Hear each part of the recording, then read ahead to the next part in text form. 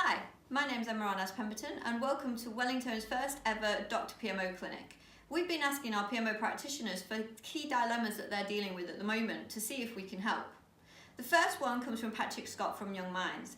Young Minds are a charity who are working to fight for young people's mental health. So they do an awful lot of work out in your community and are also very involved in the project management industry through the APM and Wellington's Project Management Day of Service. Their first dilemma that they've submitted for us is about updating all of their templates and processes. They want to evolve, they want to make things better over time and mature their PMO and their project management capability. However, one of the key things is how do we do that while still maintaining good practice, whilst still maintaining the day job and not causing a load of change that people can't cope with. So I have 3 tips for you today. The first one is configuration management. We talk about it all the time, it's in the Prince 2 manual, but not many companies do it that well. So get used to versioning your documents. Have one that's published and one that you can work on in the background as you get feedback from your customers who are using that stuff day to day. That way you have not too much change going out to the business, but you are continually evolving and improving the things that you have.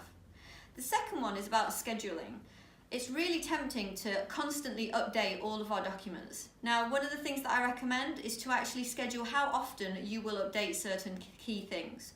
So as an example, a methodology, actually we might not want to review that in full more than once every couple of years. At the very least 18 months. At one of my PMOs, we only ever reviewed the status report once every 18 months because it was quite a complex document. So actually doing that, making sure that every other document or template we at least look at once a year allows you to continually get feedback from your customers without having to push out change every single month.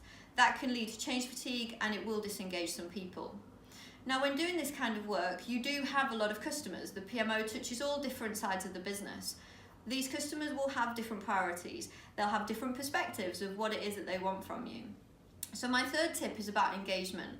Actually get them involved in the work that you're doing. Ask them if you want to update this, what would you like for it to do for you in your day job? Is it about more visibility? Is it about lower, more granular level detail in our status reports? Once you understand that, don't try and please everybody, because you won't. Actually then take a logical, common sense view from a PMO perspective. What's the minimum standard that you need in order to do your job and for them to do their job? Our golden rule of communication: send the right information to the relevant customers so they can perform their role. We don't need to see all the information, just the bit that we care about that's going to help us to actually develop our organisation and reach our strategic objectives. So 3 key things: configuration management, learn to version your documents. Schedule, make sure you put a schedule in. Don't try to change everything every 6 months. It's just going to scare people. And thirdly, engage. That's what good, successful PMOs do. They're not alone on the journey. They're inspired with their teams and delivery people, not just the PMO working in isolation. So that's it from me today. Remember that at Future PMO, you'll actually be able to book a face-to-face meeting with the Dr. PMO Clinic. So keep your dilemmas coming in. We'll tell you how straight after this, and we'll hopefully speak to you soon.